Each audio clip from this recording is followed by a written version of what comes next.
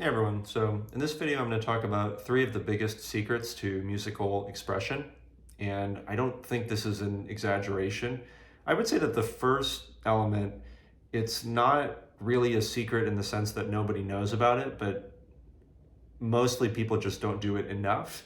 And then the other two concepts, I think if you're studying with a very good teacher, they'll probably talk about it all the time, but it's very pervasive in if they're just like kind of regular run-of-the-mill lessons that the concepts are not even covered, so those elements don't even enter the students playing at all.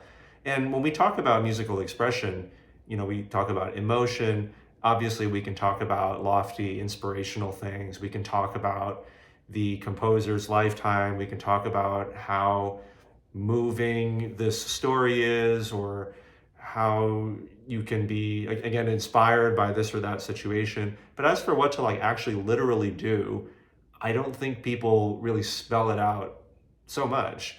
And it's not just for the common folk either. Even for higher level pianists that are maybe getting a bachelor's degree in piano performance or something, I think sometimes just talking in regular, easy to understand language is important to get these crucial concepts across. So the first thing is really just enough contrast in terms of dynamic levels. Now, of course, it'd be great to have really three, four, five different super clear levels in terms of your softs and louds, but I'm not even really going to talk about that in this video so much. I'm just talking about the difference between soft and loud. So if you've ever attended a student recital, a typical student recital, not every recital, of course. If it's a great teacher, I'm sure that it's a wonderful recital. But a lot of the time, the reason that it's so boring, if it is boring, is that the range of dynamics is many times between maybe mezzo piano and mezzo forte, right? Just like medium soft, medium loud. It might seem like the person is trying to play louder, softer, but it's sort of like everybody's pretending something's happening that is not. Nobody really acknowledges the elephant in the room, which is that there's just not such a big difference between the softest and loudest dynamics, overall. So that monotony, for experienced musicians, people will think, hey, there's not a big contrast in dynamics. And for the regular person, they won't really know why, but they'll find their attention drifting because of the sameness. So, I always like to take Fiorellis as the example, right?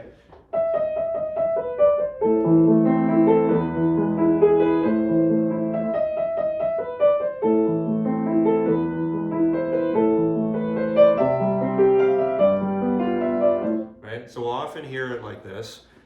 And pretty much I'm just doing the same thing in both of the hands, right? It's more or less purposely so.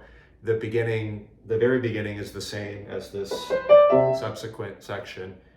But the very beginning of the piece is marked pianissimo, I believe. And then this ensuing section is marked mezzo forte. So we've got very soft and medium loud. And what I always like to do is more or less just tell the student to play as soft as possible and then as loud as possible while still having a good, healthy sound.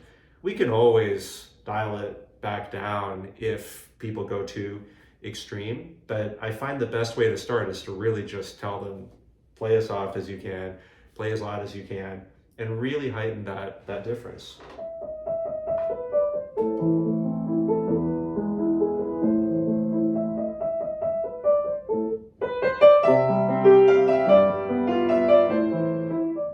So if you can really immediately draw the audience's attention, right? Even the regular person, the person that doesn't know anything about music, they immediately sit up and listen because there is such a marked contrast, such a marked difference. So that's the first thing that I would say. So the secret really just comes down to just doing things enough, exaggerating enough. This might be somewhat controversial, but I don't mind at all if the student tries to play soft and the notes aren't even coming out at first, or they try to play loud, and at least for a short time temporarily they're they're using force or they're using physical strength. Obviously, we don't want them to get sore or hurt themselves, but then corrections can be made. But if people are forever afraid of going to the extremes, we won't be able to then make adjustments, right? So if somebody, I am very bad at basketball, but nevertheless, for the sake of the example, if somebody's like undershooting the basket over and over and over again, for instance, I mean, they're going to have to try to overshoot at some point. They're going to have to try to throw a little bit harder, right? And then make adjustments from there.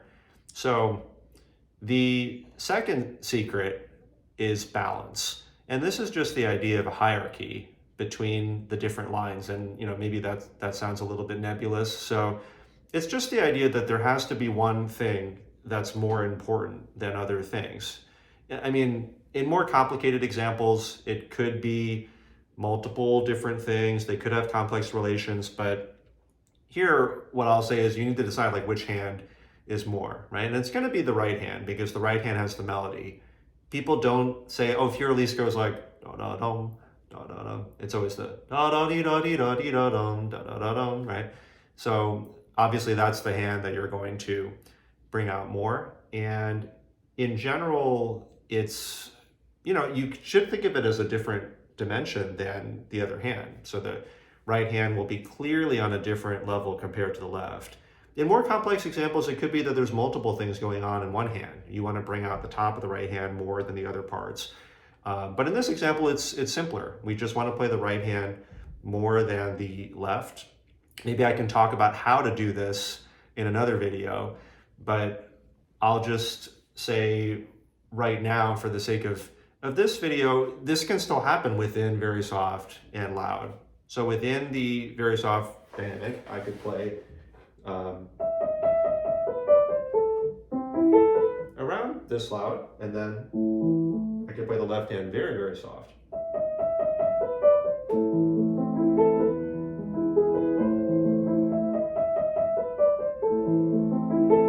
Right, so this is even softer than this.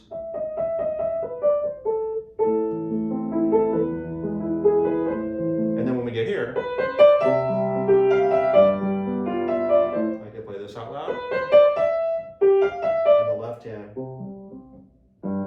it can be a lot softer. So in this way, now we don't just have like the very soft and the, let's just say very loud or medium loud. Now we have a hierarchy. We have melody more than the accompaniment here and over here as well too, right? And then the third secret really is shaping, right? So I think that the second one really is a secret in the sense of I've known plenty of both friends and students that, for instance, balance was not even really talked about during their entire 5-10 years of childhood piano playing. But it's, of course, a very common concept as long as you're studying with a very good teacher. So I think the takeaway from that is to just always have an idea of what you want to bring out. What do you want the audience to hear? You want to bring that out and then get everything else out of the way, right? And then the third secret is shaping.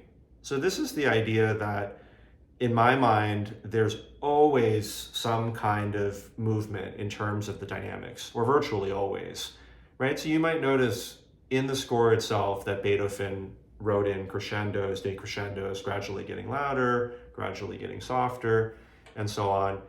And it could be that your teacher has written in markings too, like, oh, you should get louder here, you should get softer here. You're like, okay, so you do that. But then at some point you have to ask yourself, well, what about all the parts where Beethoven didn't write anything and the teacher also didn't write anything? Should I not do anything there? And what gives the teacher the right to even write in those markings, right? So either we can conclude that the teacher shouldn't have written in markings anyway. We should only follow the written crescendos, decrescendos that Beethoven wrote and do absolutely nothing in the other areas. Or we can surmise like, oh, probably we can be shaping, we can be essentially adding in our own crescendos and decrescendos throughout the piece, right? And it's really supposed to imitate the vocal line, right? So instead of like da da da da da da da da da, right? We have da da da da da da dee da dum, da da dum, da da da dum, dee da da da da da da da dum, da da. And then even the left hand, this da da dum, right? These little tiny subtle shapes. So now instead of things going like this, we have right going up and down, left going up and down. Usually when I start students on this, we will not have the left go up and down as well. It's enough to just keep the left very quiet, and then the right has some up and down motion. So it could be,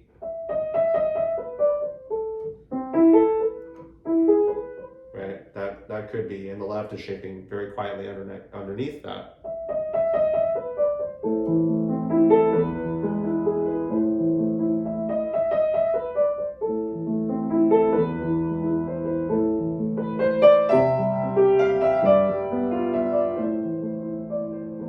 Right, so that is one way that we could conceive of it.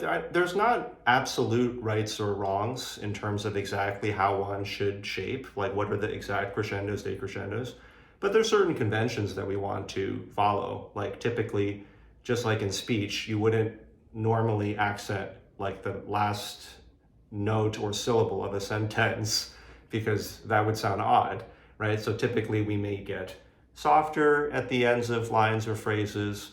We may get, for instance, louder for two measures, softer for two measures.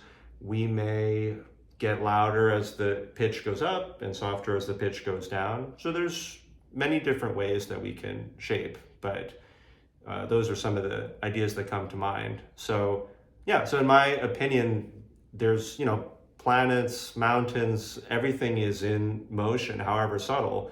You can be really extreme or very subtle with your shaping.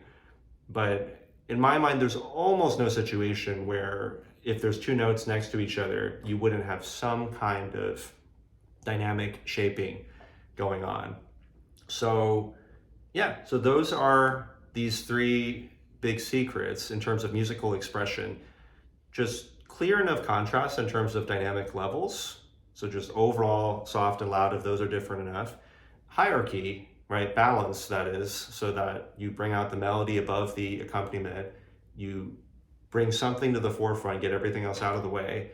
And then the shaping, that everything